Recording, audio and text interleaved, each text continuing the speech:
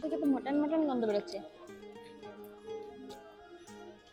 আজকে আমার জন্মদিন, তোমরা তো জানোই, তাই চলে এসেছি আজকে একটু ভূতের রাজার বর নিতে। এখানে এসেছি ভূতের রাজা দিল বরে খাবো, আর আমাদের বোলপুরের কাছেই, মানে বোলপুরেও যেতে হয় না, এখানেই হয়েছে ভূতের রাজা দিল বরটা। অনেকদিন ধরে আসবো আসবো ভাবছি, আজকে চলে এলাম। পুরো ভূতের রাজা দিল বরে যা খাবার আছে সবকিছু খেয়ে আজকে তারপর বাড়ি যাবো। তো চলো ভেতরটা কেমন তোমাদেরকে দেখাই একটু। প্রথমেই দেখো এখানে রবীন্দ্রনাথ ঠাকুরের একটা সুন্দর মূর্তি রয়েছে, আর তারপর আমরা এখন গেট খুলে ভেতরে যাচ্ছি।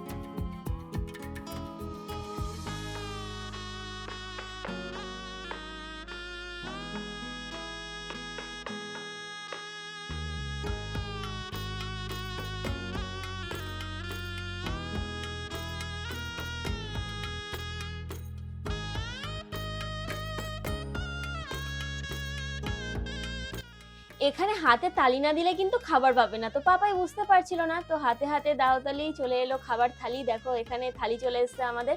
আমরা দুটো থালি অর্ডার দিয়েছিলাম, আর প্রত্যেকটা থালি কিন্তু ছিল একজন মানুষের খাবার মতন।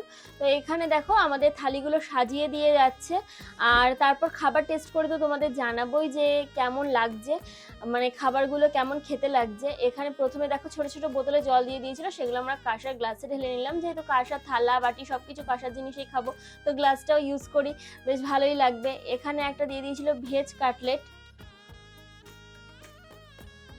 তো আমরা নিয়ে নিয়েছিলাম একটা গীতাঞ্জলি থালি 399। তার মধ্যে কি কি আছে চলো দেখে নিই। রয়েছে এখানে সাদা ভাত, সাথে রয়েছে পোলাও, বাসন্তী পোলাও, সাথে রয়েছে ভেজ কাটলেট, এখানে রয়েছে ডাল, এটা রয়েছে আলু পোস্ত, সাথে রয়েছে এখানে ধোকার ডালনা, এখানে পায়েস আছে, মিষ্টি আছে, চাটনি আছে।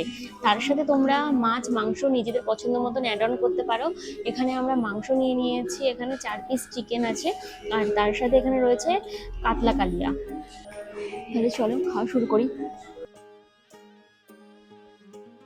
মিষ্টি মিষ্টি পোলাও, বেগুন ভাজাটা কাঁচা লাগছে, বেগুন ভাজা দিয়ে,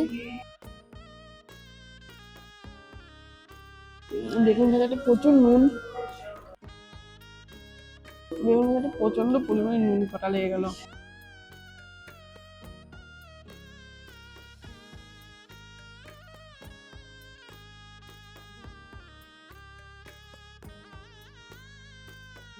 তো স্টার্টার শুরু না করে আমরা চলে গেছিলাম একদম ডাইরেক্ট মেন কোর্সে। যাই হোক, এখানে ছিল ভেজ কাটলেট, এই যে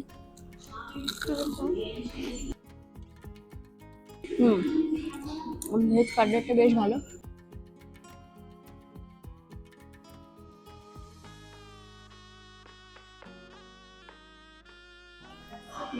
তো আমি কাটলেট দিয়ে এটা খাচ্ছি।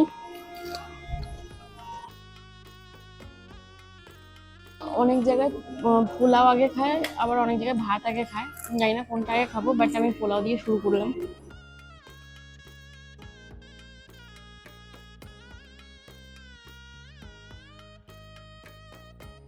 একদম মাংসের ঝোল দিয়ে পোলাওটা খাই, পোলাওটাও শেষে খেলে ভালো হতো, তাহলে নর্মাল খাবারগুলো টেস্ট নিতে পারতাম।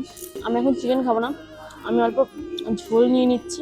তার সাথে এখানে ওরা বলেছে আলু আছে, আলু তো পেলাম না, চিকেনই উঠে এলো, আলু নিয়ে নিয়েছি।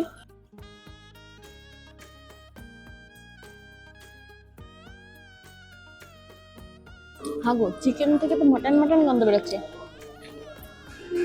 আমরা এখানে দুটো থালি নিয়েছিলাম, একটা থালি নিয়েছিল 399 টাকা, যেটা আমি খাচ্ছি, আর যেটা আমার বর নিয়েছিল সেটা নিয়েছিল 249 টাকা। ওরে বাবারে বাবা, এত খাবারের দাম সত্যি ভাবা যায় না। তার সাথে মাছ আর মাংসটা কিন্তু ছিল না, ওটা আমরা অ্যাড অন করেছিলাম। যে নিরামিষ থালিগুলো দেখতে পাচ্ছ খাবারগুলো খাচ্ছি, শুধুমাত্র সেগুলোই ছিল আমাদের এই মেনুর মধ্যে। তো এখানে মোটামুটি খাবারগুলো বেশ ভালো, তবে এত দাম মানে বলার মতন না। এখানে আমার বরের থালিটা একটা শুক্তো দিয়েছিল, সেই শুক্তোটা নিয়ে নিলাম আমি, দিয়ে শুক্তোটা দিয়ে একটু খাচ্ছি।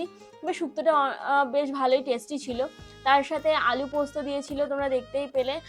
আর এরপরে আমি শুক্তো দিয়ে খাওয়া শুরু করেছি। পাপাই মানে কি দিয়ে খাবে ও কনফিউজড হয়ে গেছে, ও বুঝতে পারছে না। তো ওকে পোলাও দিয়েছিলাম আর ডাল দিয়ে ভাত আর সাথে চিকেন। আর সব থেকে বড় কথা হচ্ছে আমরা চিকেন নিয়েছিলাম, চিকেনটা আমাদের নিয়েছিল হচ্ছে 350 টাকা। মানে 1 কেজি চিকেন বাড়িতে এনে ভালোভাবে রান্না বান্না করে খেলেও হয়তো 350 টাকা পড়বে না, তবে 4 পিস চিকেনের দাম ছিল 350 টাকা। আর তাতেও ছিল 4টে সলিড পিস, মানে একটা হাড়ের পিস ছিল না। এটাই আমার সব থেকে খারাপ লেগেছে, একটা হাড়ের পিস অন্তত দিতে পারতো। মানে এত সলিড জাস্ট চেবানো যাচ্ছিল না, সলিডগুলো ছিবড়ে ছিবড়ে ছিল। আর সলিড মাংস যেহেতু আমরা খুব একটা বেশি পছন্দ করি না, এই জিনিসটা আমার একটু খারাপ লেগেছে।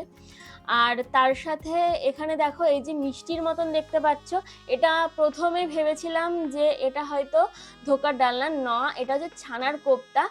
আর এটা খাওয়ার পর পুরো মনে হচ্ছিল যেন রসগোল্লাটাকে রান্না করে দিয়েছে। তো পুরো মিষ্টি মিষ্টি টাইপসের একটা টেস্ট ছিল, খেতে বেশ ভাল লাগছিল। মনে হচ্ছিল যে রসগোল্লা দিয়ে ভাত মাখিয়ে খাচ্ছি, মানে এরকম লাগছিল। আমি হয়তো জীবনে প্রথমবার খেলাম, তার জন্য হয়তো মানে আমি জানি না জিনিসটার টেস্ট, পাপাই নিয়ে ওর ভালো লাগেনি, ও ফেরত দিয়ে দিল। আর এখানে আমি একটু গ্রেভি নিয়ে নিচ্ছি। আমরা দুটো থালি নিয়েছিলাম, তবে আমার থালিতে যেমন ছানার কোপ্তাটা ছিল, আমার বরের ছিল না, তাই আমি 1 পিস খেয়ে ওকে 1 পিস দিলাম, কারণ খুব একটা আমার সেরকম ভালো লাগেনি।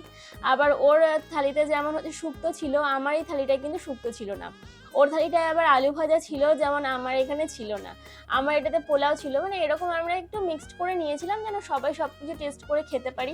আর আমরা রেস্টুরেন্টে গেলে এভাবেই একটু সবাই মিলে টেস্ট করে খাই। দেখো আমরা এখানে পরে ভাত নিয়েছিলাম, তো এইটুকু ভাতের দাম নিয়েছিল হচ্ছে 115 টাকা, মানে পরে তোমাদের প্লেট হিসেবে ভাত কিনে নিতে হবে। তো আমরা সেটাই নিয়েছিলাম, 115 টাকা দাম নিয়েছিল। আমি জানি না যে এখানে এত দাম কেন, আসলে আমি সবসময় হয়তো রাস্তার রেস্টুরেন্টগুলোতে খেয়ে অভ্যস্ত বলে হয়তো আমার কাছে দাম অনেক বেশি লাগছে, তোমরা হাইফাই দামি রেস্টুরেন্টে খাও বলে হয়তো তোমাদের কাছে এই দামটা কিছুই নয়, তবে আমাদের কাছে অনেকটাই। এবার যেহেতু এখানকার অ্যাম্বিয়েন্স আলাদা, এত সুন্দর জায়গায় বসে খাচ্ছি, এত সুন্দর থালা বাসনে খাচ্ছি, পুরোটা এসি লাগানো, তার জন্য হয়তো বিলটা অনেক বেশি। তো যাই হোক, সেদিক থেকে আমি কিছু বলবো না।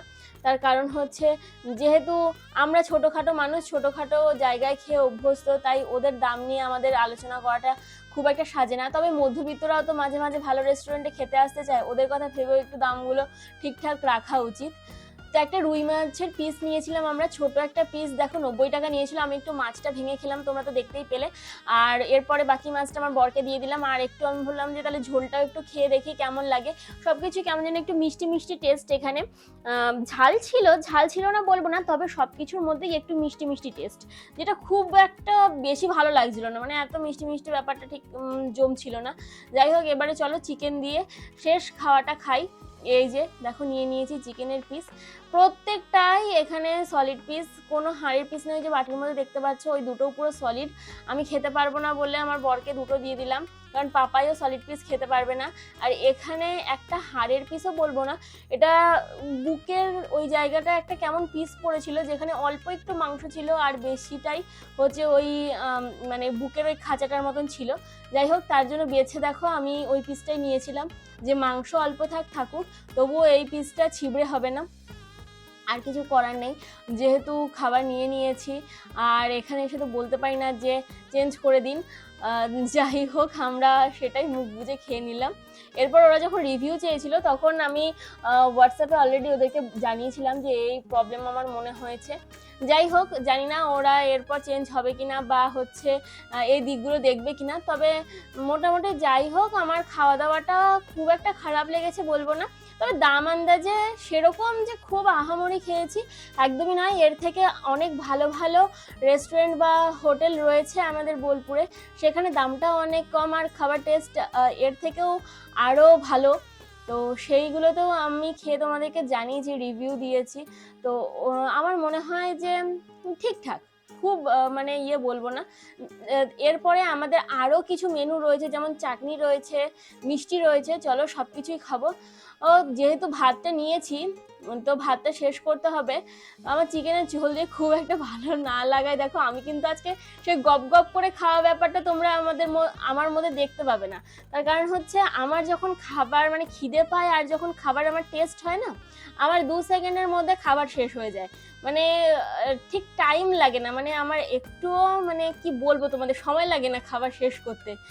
আর আজকে দেখো আমার খাওয়া দেখলেই তোমরা বুঝতে পারবে কত ধীর স্থির মনে হচ্ছে, ভদ্র মতন খাচ্ছি, অল্প অল্প করে ভাত নিয়ে খাচ্ছি। তো এখানেই তোমরা বুঝতে পারবে যে কোন খাবারটা আমার ভালো লেগেছে আর কোন খাবারটা আমার ভালো লাগেনি। আমি মিথ্যে রিভিউ দিচ্ছি না, হচ্ছে সত্যি রিভিউ দিচ্ছি। আর পাপাই ওই যে দেখো এখনো মাংসের পিসটা কিন্তু পড়ে রয়েছে, কারণ পাপাই একটু ছিবড়ে মাংস কম পছন্দ করে। ওকে বেছে তবুও একটা মানে ওই রকমই ওই আমার মতনই একটা পিস দেখো দিয়েছিলাম। এরপরে আমার এই যে মোটামুটি চিকেন দিয়ে খাওয়া শেষ। চলো তারপরে কি আছে দেখি। আর বোলপুরে কোন রেস্টুরেন্ট বা দোকানের খাবার তোমাদের সব থেকে বেশি ভালো লাগে তোমরা অবশ্যই কমেন্টস করে জানিও। সেই দোকানে গিয়ে আমি খাবার টেস্ট করে তোমাদেরকে জানাবো যে আমার কেমন লাগলো বা তোমাদের সাথে আমার কতটা মতের মিল। তো এরপরে আমার চিকেন দিয়ে কিন্তু খাওয়া কমপ্লিট।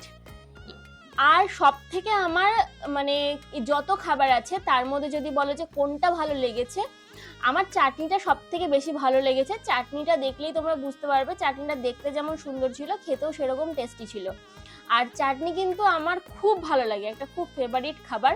আর পাপাই দেখো এখানে খাওয়া দাওয়া ওর কমপ্লিট, আর ও খাওয়া দাওয়া করেই একদম শুয়ে পড়েছে বিছানার মধ্যে, ভাবছে মনে হয় বাড়িতেই আছে। আমি বললাম কি হলো, ব্যাপারটা পড়ে গেল কিনা। বলছে না মা খেয়ে নিয়েছি, তার জন্য আমি একটু শুয়ে পড়ছি। যাই হোক এখানে দেখো চলে এলো চাটনি। পাপাই চাটনি একদমই খায় না, তাই ওকে আর দিইনি, আমি আমার বর দুজনা মিলে ভাগ করে খেয়ে নিলাম। আর রসগোল্লা দিলাম ওকে অর্ধেক, আর আমি অর্ধেক খেলাম, আমার বরকে একটা গোটা রসগোল্লা দিলাম। দেখো পায়েস। আর সব থেকে বড় ব্যাপার এই থালিটা চুজ করার এইটাই আমার একটা প্রধান কারণ ছিল, সেটা হচ্ছে পায়েস। কারণ জন্মদিনে তাহলে আর বাড়িতে পায়েসটা কষ্ট করে বানাতে হবে না, কারণ নিজেকেই তো পায়েস বানিয়ে খেতে হবে। যাই হোক কেউ তো পায়েস বানিয়ে খাওয়ালো। এরপর মিষ্টি দিয়ে আজকের খাওয়া দাওয়াটা শেষ করলাম।